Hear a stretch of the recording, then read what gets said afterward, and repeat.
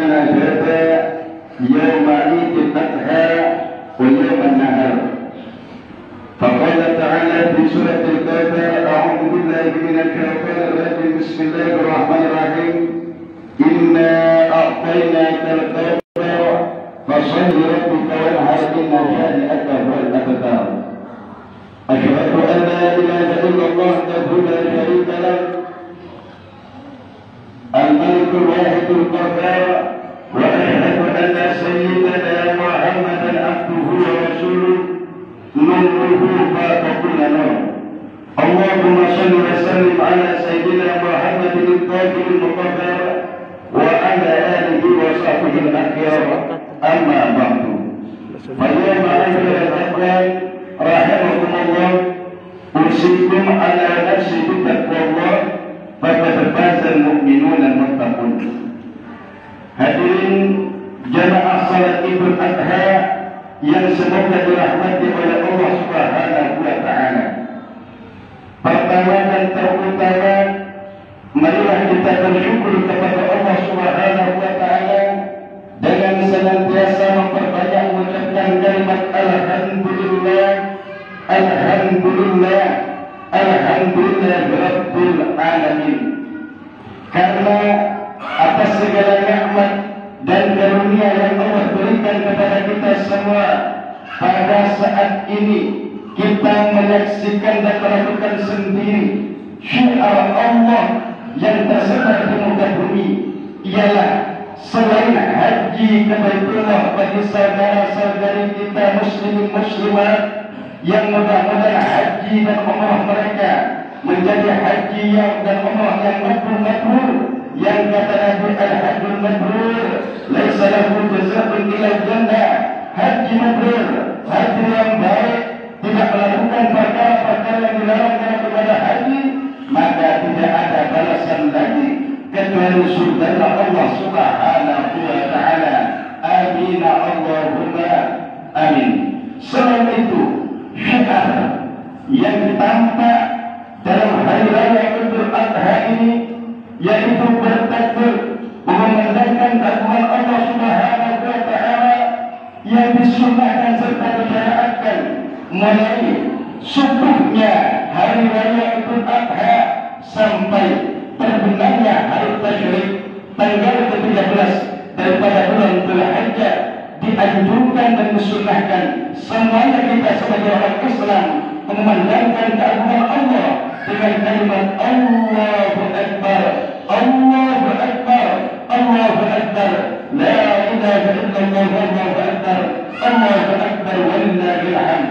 Bukan hanya ketika kita di masjid, tapi ketika kita berkendara, ketika kita ada di rumah, syiar Allah kita kumandangkan, tunjukkan bahwa walaupun kita kecil, kita punya Allah yang maha besar, kita punya Allah yang maha agung, kita punya Allah yang maha segala-galanya, sehingga kita bangga menjadi orang yang beriman kepada Allah, beriman kepada baginda Rasul Muhammad sallallahu alaihi wasallam.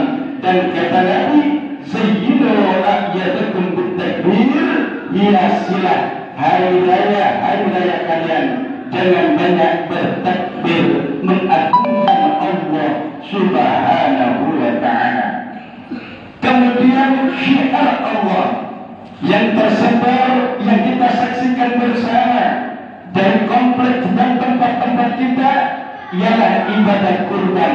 Karena Nabi bersabda dan riwayat Imam Tirmidzi dari Sayyidatina Aisyah radhiyallahu anha, anna Nabi sallallahu alaihi wasallam qala, bahwasanya Rasulullah sallallahu alaihi wasallam bersabda, ma amlat Adam yawman nahar, tidaklah ibnu Adam, seorang manusia mukmin, beramal di hari raya kurban ini min amalin, dari satu amalan ahabba ila Allah ta'ala, yang lebih disenangi oleh Allah Subhanahu wa taala, min iradatit tadi, daripada mengalirkan darah hewan kurbannya.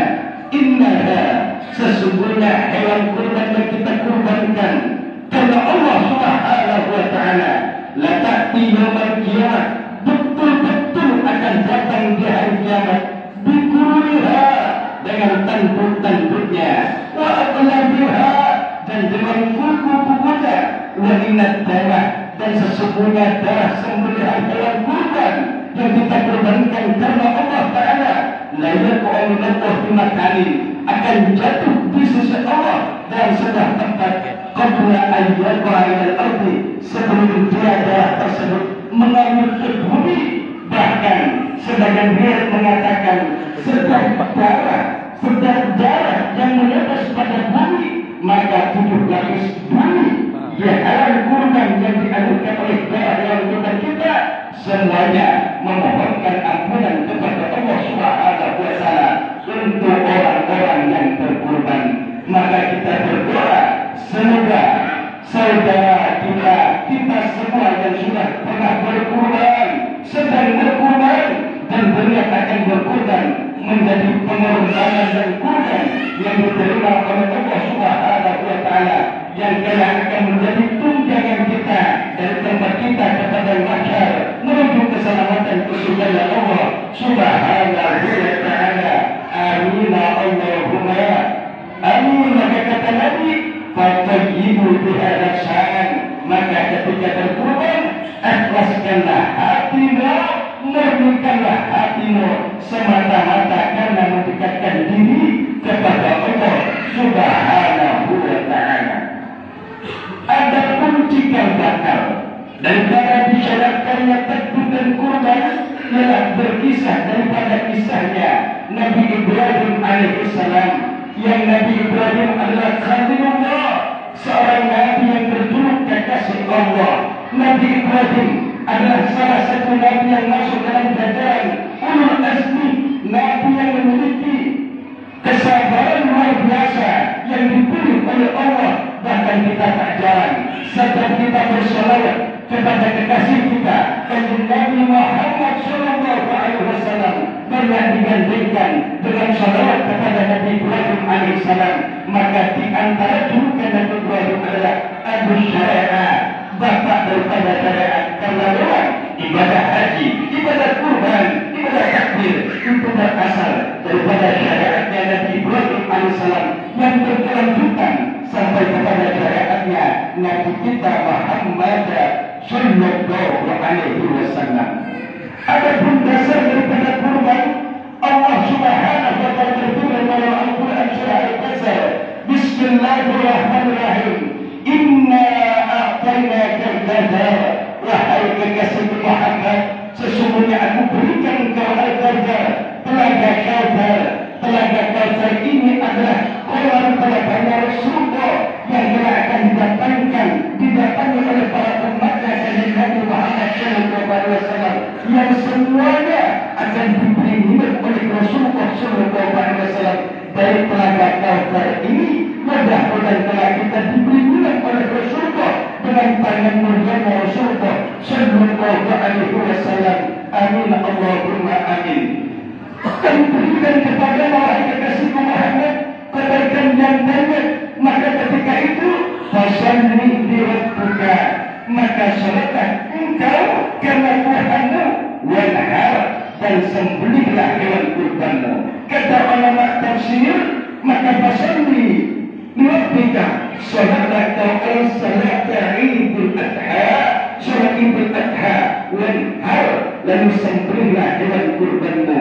Inna syani'aka huwal abtar, sesungguhnya orang yang membencimu, orang yang menghinamu, orang yang menolak-nolakmu, al-abtar, dialah orang yang terputus daripada kebaikan dunia dan kebaikan akhirat. Inilah dasar, salah satu dasar daripada disyaratkannya hewan kurban. Dahulu kala Nabi Ibrahim alaihissalam saking cintanya kepada Allah Subhanahu wa Ta'ala, saking ingin mendekatkan diri kepada Allah, Nabi Ibrahim pernah berkorban 100 unta, 300 sapi, 1000 kambing. 100 unta, 300 sapi, 1000 kambing. Karena Nabi Ibrahim termasuk banyak nabi-nabi itu kaya raya, namun kekayaannya banyak untuk Allah, dikorbankan kepada Allah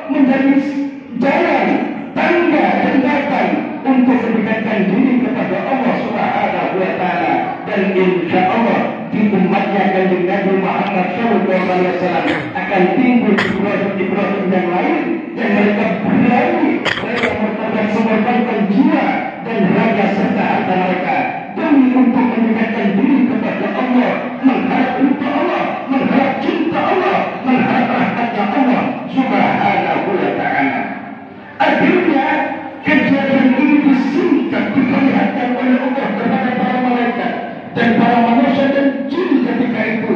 Para malaikat merasa heran melihat pengorbanan yang luar biasa daripada Nabi Ibrahim.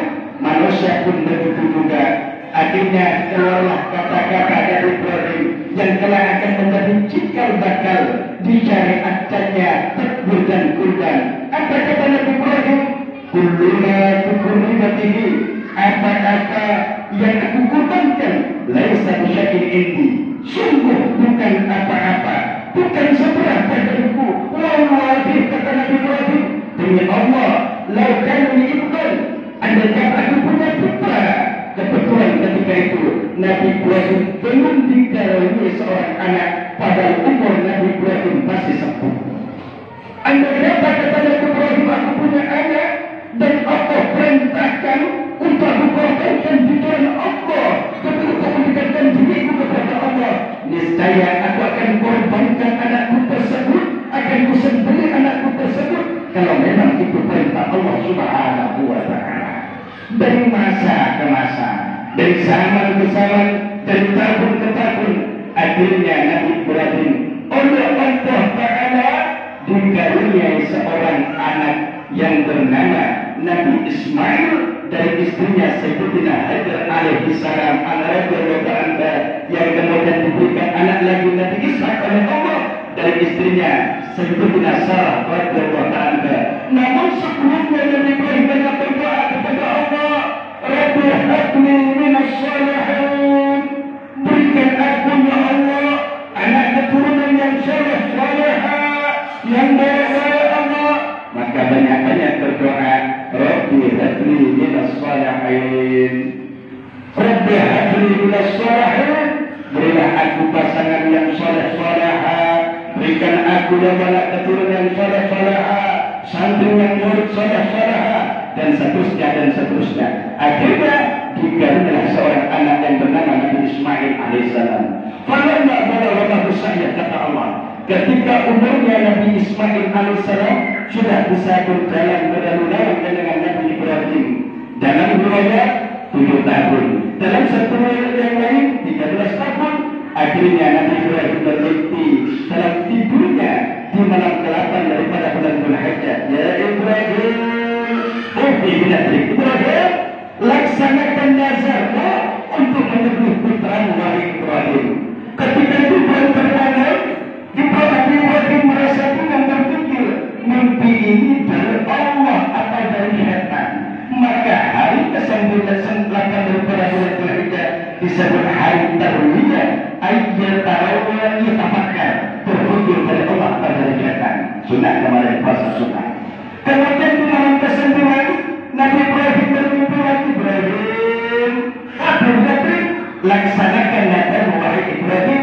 Akhirnya ketika terbangun, Nabi Ibrahim tahu dan yakin bahwa mimpi itu betul-betul wahyu dari Allah Subhanahu wa ta'ala.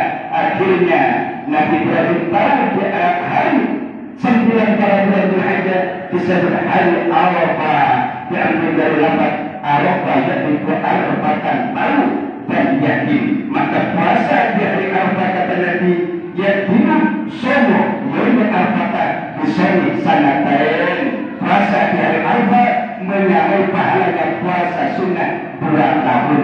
Yang kemarin belum sempat puasa, niatkan kalau panjang umur tahun depan kita puasa Arafah walaupun 1 hari, karena pahalanya sama dengan pahalanya puasa sunnah 2 tahun.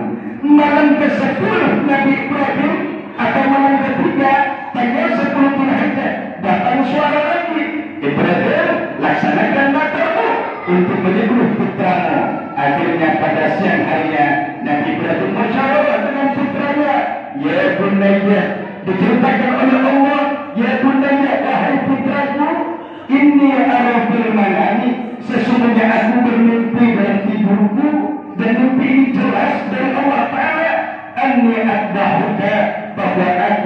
menipu dengan perintah Allah dan bermata cara. Maka bagaimana pendapat wahai putraku? Karena Nabi SAW pernah dulu pernah didoakan oleh Nabi Ibrahim alaihissalam dengan doa saleh, doa seorang Nabi. Maka apa kata Nabi Ismail alaihissalam? Ya abadun al-matumar, wahai ayahku, laksanakanlah apa yang telah diperintahkan kepadamu. Satajiduni insyaallah minas sabirin, maka engkau akan mendapatiku insyaallah tergolong daripada orang-orang yang sabar.